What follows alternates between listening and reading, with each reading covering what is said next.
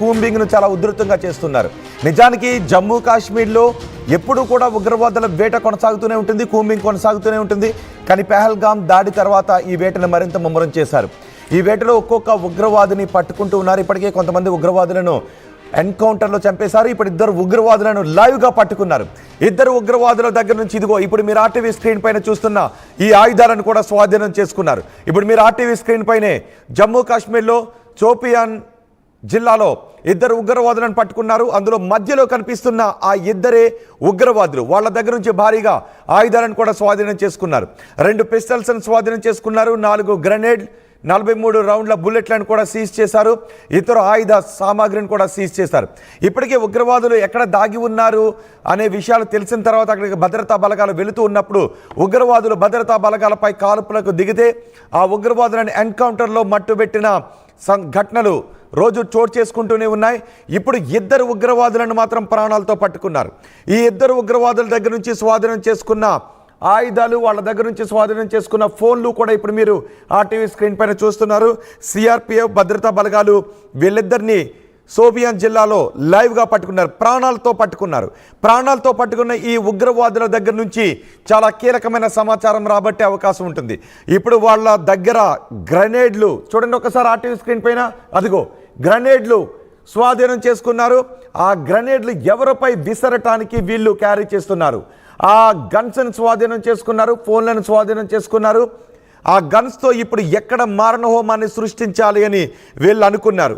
ఆ గ్రెనేడ్లు ఎవరిపై విసరాలి అనుకున్నారు. ఆ తోటాలు ఎవరి శరీరాల్లో దించాలి అనుకున్నారు. వీళ్ళు ఎందుకు ఆ షోపియాన్లో వచ్చారు, ఎంటర్ అయ్యారు, ఎవరెవరితో సంబంధాలు నిలుపుతూ ఉన్నారు. ఇప్పటికే మనం చూసాం జ్యోతి మల్హోత్రా లాంటి భారతదేశానికి చెందిన, హర్యానాకు చెందిన యూట్యూబర్ పాకిస్తాన్లో ఉన్న ఐఎస్ఐ ప్రతినిధులతో సంబంధాలు నిలుపుతూ ఉన్నారు. వాళ్ళకి సమాచారాన్ని చేరవేస్తూ ఉన్నారు.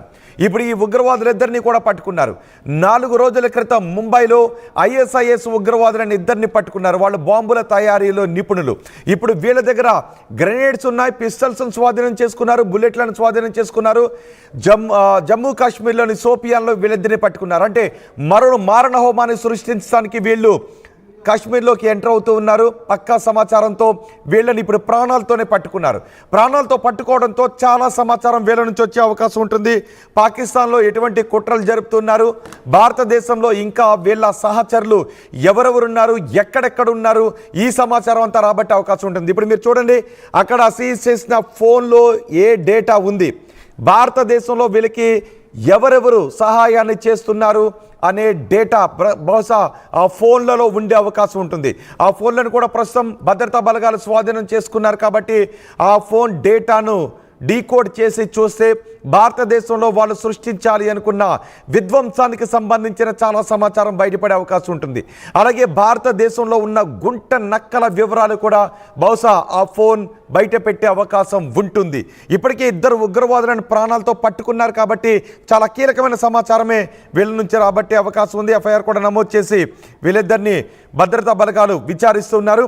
మా ప్రతినిధి కృష్ణమోహన్ ఉన్నారు పూర్తి సమాచారం అందించడానికి. మా ఇన్పుట్ ఎడిటర్ కృష్ణమోహన్, ఇద్దరు ఉగ్రవాదులను ఇప్పుడు ప్రాణాలతో పట్టుకున్నారు. ఇప్పటి వరకు ఉగ్రవాదుల కోసం వేట కొనసాగిస్తూ ఉన్నారు. పెహల్గాం దాడి తర్వాత ఆ వేటను మరింత ముమ్మరం చేశారు. కానీ ఉగ్రవాదులు ఎదురుకాల్పులు చేస్తున్న సమయంలో వాళ్ళని మట్టుబెడుతూ వచ్చారు. ఇప్పుడు ఇద్దరు ఉగ్రవాదులను ప్రాణాలతో పట్టుకున్నారు. వీళ్ళ నుంచి ఎటువంటి కీలక సమాచారం లభించే అవకాశం ఉంటుంది? సీజ్ ఫైర్ తర్వాత మనం పరిణామాలు కానీ ఒకసారి భారత్ లో కానీ పాకిస్తాన్ మధ్య జమ్మూ కాశ్మీర్ లో జరుగుతున్న వ్యవహారాలు కానీ చూస్తే వరుసగా చాలా ఎన్కౌంటర్లు, ఇప్పటికే 3-4 ఎన్కౌంటర్లు జరిగిన పరిస్థితిలో 2 రోజుల ముందు జరిగిన ఎన్కౌంటర్లో 4 ఉగ్రవాదులు చనిపోయిన పరిస్థితి, ఆ తర్వాత జరిగిన ఎన్కౌంటర్లో ఒక 2 ఉగ్రవాదులు చనిపోయిన పరిస్థితి. ఇప్పుడు మరో 2 ఉగ్రవాదుల్ని భద్రతా దళాలు షోపియాన్ లో ఇద్దరిని అరెస్ట్ చేశారు. వాళ్ళ దగ్గర నుంచి 2 పిస్టల్స్, 4 గ్రానైడ్స్, 43 రౌండ్స్ బుల్లెట్స్ సీజ్ చేశారు. ఇతర సామాగ్రి కూడా సీజ్ చేశారు. అట్ ద సేమ్ టైం నాకు మీరు మాట్లాడుతున్నట్టుగానే పైగా పనిచేసిన ఒక మహిళా యూట్యూబర్ని కావచ్చు, బాంబేలో ఒక వ్యక్తిని కావచ్చు, అలాగే పేలుళ్ళకి కుట్రపడినారని చెప్పి విజయనగరం నుంచి హైదరాబాద్ లో ఉన్న ఒక వ్యక్తిని కావచ్చు, వాళ్ళిద్దరిని కూడా పోలీసులు అరెస్ట్ చేసిన పరిస్థితిని మనం మర్చిపోకూడదు. అంటే భద్రతా దళాలు భారతదేశంలో చాలా ప్రాంతాల్లో ఈ సీజ్ ఫైర్ తర్వాత కొంత అలజడి లేపాలి అనే ఒక ఉగ్రవాదుల కుట్ర, దాని వెనకాల పాకిస్తాన్ హస్తం, ఈ రెండు కూడా జరిగాయి అనేది చాలా కీలకమైన అంశంగానే మనం చూడాలి. సేమ్ టైం ఇదే టైంలో పాకిస్తాన్ లో కూడా ఒక ఇష్యూ జరిగింది, చాలా ఇంట్రెస్టింగ్ ఇష్యూ. దీంట్లో చాలా క్లియర్ గా ఏంటంటే లష్కర్ తోయిబా కీలక నేత నాగ్పూర్ లో ఆర్ఎస్ఎస్ కేరళ మీద దాడి సూత్రధారైన రజాపుల్లా నిజాం అనే ఖలీద్ అనే వ్యక్తిని నిన్న పాకిస్తాన్ లోనే ముగ్గురు గుర్తు తెలియని వ్యక్తులు వచ్చి అక్కడ అతన్ని కాల్చి చెప్పారు. అది నిజంగానే చాలా కీలకమైన వ్యక్తిగా ఉగ్రవాదిగా చేస్తున్నారు. మరి అక్కడ బలిస్తాన్ ఆర్మీ గెలిపిందా లేదా అనే విషయాలు బయటికి రావట్లేదు, కానీ అక్కడ ఖలీద్ని మాత్రం నిన్న పాకిస్తాన్ లోనే చంపేసిన పరిస్థితి అయితే చాలా కొంత డిస్కషన్ కూడా ఇది. ఎందుకంటే ఇప్పుడు నాగ్పూర్ ఆర్ఎస్ఎస్ దాని మీద కేరళ మీద దాడి చేసిన సూత్రధారి.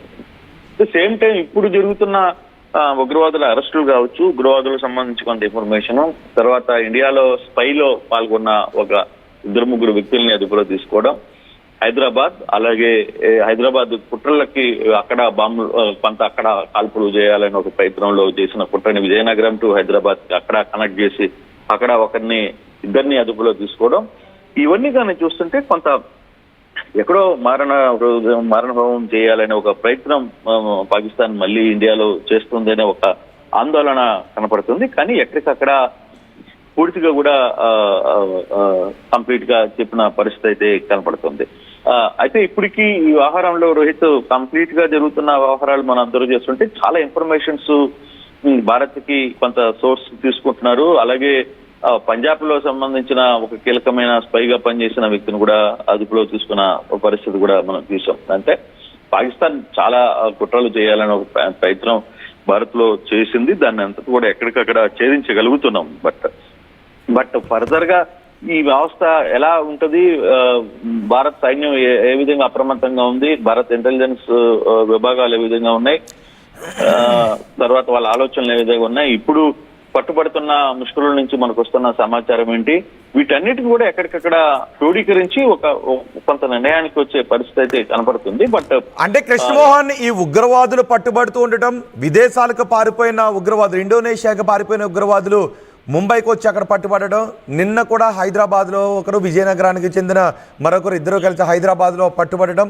ఇటు జ్యోతి మల్హోత్రా లాంటి వాళ్ళ కుట్రలు బయటపడడం, ఇప్పుడు జమ్మూ కాశ్మీర్లో గ్రెనేడ్లు, పిస్టల్స్, తోటాలతో ఇద్దరు ఉగ్రవాదులు పట్టుబడడం. అంటే వీళ్ళందరూ కూడా ఇప్పుడు స్లీపర్ సెల్స్ ఏదో యాక్టివేట్ చేసే ప్రయత్నాలు చేస్తూ ఉన్నారు అనుకునే సంకేతాలనే ఇవన్నీ. డెఫినెట్ గా అదే కదా, స్లీపర్ సెల్ ని యాక్టివేట్ చేయాలనే ప్లానే కదా ఇది. కంప్లీట్ గా ఇదంతా కూడా ఒక సెక్షన్ ఆఫ్ పాకిస్తాన్ లో సైన్యాన్ని ఉండొచ్చు, లేకపోతే పాకిస్తాన్ లో ఉన్న ఉగ్రవాద సంస్థలు వీటన్నిటిని కూడా పెంచి పోయిస్తున్నాయి. దాదాపుగా ఎక్కడికక్కడ స్లీపర్ సెల్స్ మొత్తం కూడా కంప్లీట్ గా యాక్టివేషన్ లోకి వస్తున్నాయి. దాన్ని ప్రభుత్వాలు కావచ్చు, లేకపోతే భారత సైన్యం ఎక్కడికక్కడ దాన్ని గుర్తించగలుగుతుంది, వెంటనే అదుపులో తీసుకునే ప్రయత్నాలు చాలా సీరియస్ గా చేసింది, చాలా కొంత ఇన్ఫర్మేషన్ కూడా సేకరిస్తుంది. అయితే ఇది ఇలాగే ఉంటుందా, లేదు రాబోయే రోజుల్లో భారత్ లో కొంత మారణహోమం సృష్టించాలని ఒక ప్రయత్నం ఇంకా కొనసాగుతుందా? ఇది మనకున్న సమాచారంలో మనకి ఒక 10% మాత్రమే వీళ్ళందరినీ మనం కంట్రోల్ చేయగలిగామా, లేదు అది ఏ స్థాయిలో ఉంది కూడా మనకి తెలియదు కదా. అది గవర్నమెంట్ దాన్ని ఏ విధంగా ముందుకు తీసుకెళ్తుందో చూడాలి. అది ఏ విధంగా భారత సైన్యం కావచ్చు, మనకి ఇంటెలిజెన్స్ వ్యవస్థ ఏ విధంగా పనిచేస్తుంది అనేది కూడా